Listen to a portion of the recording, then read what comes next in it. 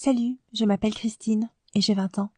Si tu penses que les chirurgies esthétiques ne font que régler des problèmes, c'est faux. Parfois, elles créent des problèmes encore plus gros.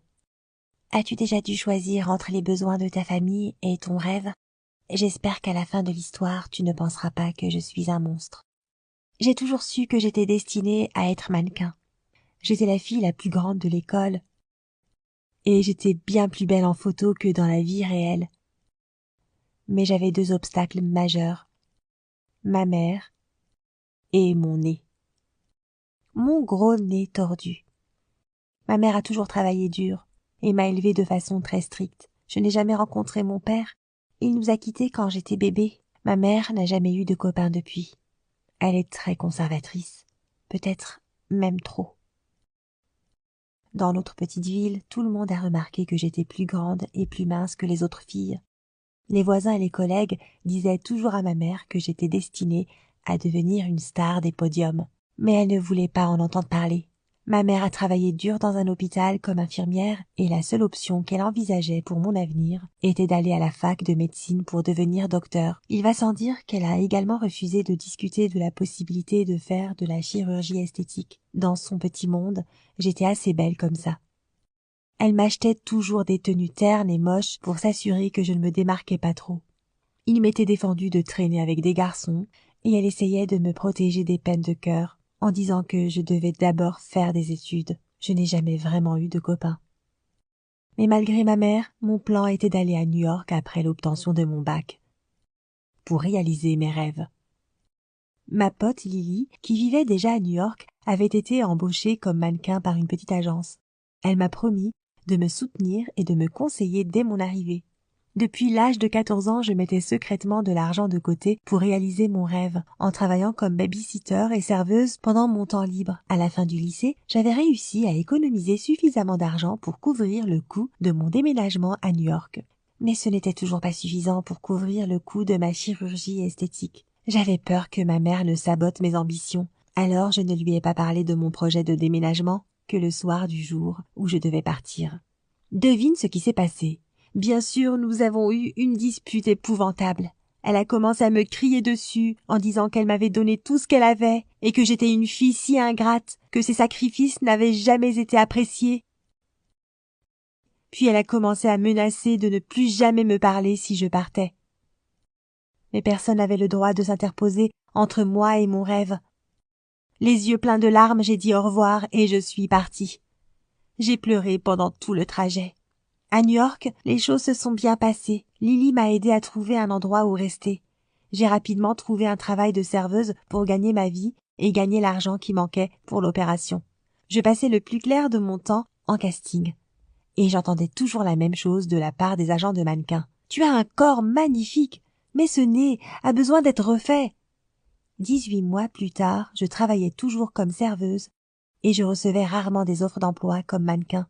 Mais j'ai finalement réussi à économiser la totalité de la somme pour la chirurgie esthétique. J'ai donc appelé ce chirurgien et il a programmé l'intervention. Cet hôpital n'avait pas l'air d'être l'endroit le plus fiable et le plus luxueux du monde, mais c'est tout ce que je pouvais me permettre à ce moment-là. Quant à ma mère, nous ne nous sommes jamais réconciliés et je n'ai plus eu de nouvelles d'elle pendant toute cette période.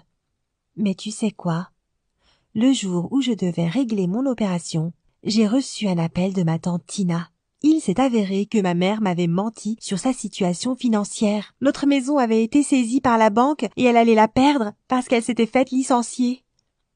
Ironiquement, la somme dont elle avait besoin pour couvrir la dette était presque égale au prix de mon opération. Ma tante avait 3 enfants et pas d'argent de côté. Elle ne pouvait pas aider ma mère financièrement. Elle ne pouvait que l'inviter à vivre chez elle. Maman n'a jamais été très sociable et n'avait pas d'amis qui soient prêts à la dépanner. J'avais l'impression d'être la seule personne capable de la sauver. Mais visiblement, elle était trop fière pour me demander de l'aide. Quand j'ai raccroché, j'ai fait une longue balade dans le parc pour reprendre mes esprits. Je me suis demandé quel était le bon choix. D'un côté, j'étais si près d'atteindre mon rêve, mais de l'autre, ma mère pouvait perdre notre maison et finir par devoir habiter dans le sous-sol de la maison de sa sœur. C'était difficile, mais j'ai décidé qu'il était plus avisé d'investir dans ma carrière de mannequin. Si j'obtenais un bon contrat, je pourrais payer mes factures et aider ma mère dans le futur. De toute façon, elle n'avait même pas demandé mon aide directement. J'ai donc appelé ma tante et lui ai dit que je n'avais pas d'argent. Oui, j'ai menti. Et je suis une personne abjecte. Je sais. Plus tard dans la semaine, j'ai enfin atteint mon objectif. La rhinoplastie était terminée. Mais la période de récupération a été tout simplement horrible. Lily a essayé de me soutenir, mais parler, manger et même respirer était tellement douloureux. Et je n'ai pas pu reprendre le boulot. Au bout de 6 mois, une fois que tout le gonflement s'était résorbé, pour être honnête avec toi, je ne peux pas dire que j'étais complètement satisfaite du résultat. Je trouvais que ce nouveau nez me donnait un aspect superficiel, comme si le nez ne correspondait pas au reste de mon visage. Et le plus bouleversant, j'ai reçu un appel d'une des agences de mannequins où j'avais postulé quelques mois auparavant. Ils m'ont dit qu'ils aimaient mes photos, mais qu'ils aimaient surtout mon nez. Beau et exotique. Exactement ce qu'on recherche, a dit l'agent. Il m'a proposé un contrat et m'a dit que mon visage serait très demandé pour son côté naturel et authentique. Mais malheureusement, j'ai dû lui dire que mon nez exotique avait disparu parce que j'avais subi une opération. Je me suis sentie déçue et désespérée. Je devais travailler encore plus dur pour obtenir une autre opération de rectification. Pendant ce temps, ma tante a décidé d'arranger les relations de famille. Elle m'a appelée et m'a invitée à passer les fêtes ensemble dans ma ville natale. Pendant ce temps, la banque avait saisi notre maison et maman vivait avec tante Tina.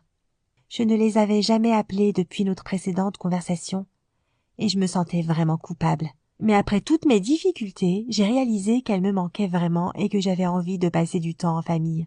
Alors j'ai dit oui. Mais ensuite j'ai paniqué. Mon nez n'était pas une chose facile à cacher, tu sais, et j'ai décidé de mentir à nouveau. Quand je suis arrivée chez ma tante, tout le monde m'a accueillie avec beaucoup de gentillesse et de tendresse. Ma tante et ses enfants m'ont serré dans leurs bras. Ma mère m'a juste dit salut et avait l'air très gênée. Tout le monde a vite remarqué que mon nez avait l'air différent. Quand ils m'ont posé des questions à ce sujet, j'ai menti. J'avais préparé une histoire sur un voleur qui m'avait attaqué et que mon nez avait été cassé. J'ai ajouté que les policiers m'avaient emmené à l'hôpital et les médecins avaient réparé mon nez cassé. Il semblait que tout le monde me croyait. Pendant le dîner, ma tante a commencé à se fâcher contre moi parce que je ne leur avais pas parlé de l'attaque plus tôt.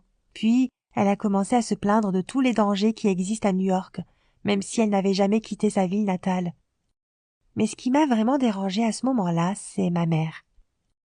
Elle a regardé mon visage avec beaucoup de suspicion. Bien sûr, elle est infirmière depuis tant d'années. Après un long contact visuel significatif, elle a fini par dire que le chirurgien qui m'avait fait ça au nez devait être aveugle. C'est alors que j'ai eu une crise de panique et que j'ai essayé de changer de sujet immédiatement. Je lui ai demandé ce qui était arrivé à notre maison. Tante Tina avait l'air vraiment mal. Il s'est avéré que tante Tina m'avait manipulée ce jour-là quand elle m'a raconté l'histoire de la dette. Elle essayait juste de me pousser à appeler ma mère. En fait, après mon départ, maman a suivi une thérapie psychologique qui a changé sa vie. Elle a décidé de terminer ses études et de devenir elle-même médecin. Elle a contracté un prêt pour ses études. Mais quand son patron a appris que sa précieuse infirmière avait de plus grandes ambitions, il a utilisé n'importe quelle excuse pour la faire échouer. C'est alors qu'elle a pris la décision consciente de quitter son travail et de tout investir dans ce nouveau chapitre de vie. Elle a vendu cette grande maison isolée qui lui faisait trop penser à moi et a utilisé une partie de l'argent pour payer ses études et obtenir son diplôme de médecine. Ma mère ne savait pas que tante Tina m'avait appelée. Maintenant, nous savons pourquoi je suis une telle menteuse. Évidemment, je tiens ça de ma tante. Je me suis sentie très coupable, et j'ai dit la vérité sur mon nez. Je le savais, a soupiré maman. Ce nez a l'air trop suspect. Il ne ressemble pas à une reconstruction. Je lui ai expliqué que non seulement mon visage était étrange, mais que j'avais aussi du mal à respirer correctement. Je m'attendais à ce qu'elle se mette en colère, mais elle m'a plutôt suggéré de rendre visite à son nouvel ami, le docteur Thompson, pour une consultation. C'était un chirurgien très talentueux.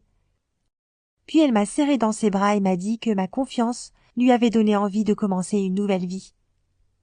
Elle n'était pas du tout en colère contre moi, elle m'était carrément reconnaissante. À ce moment, je lui ai dit qu'elle m'avait beaucoup manqué.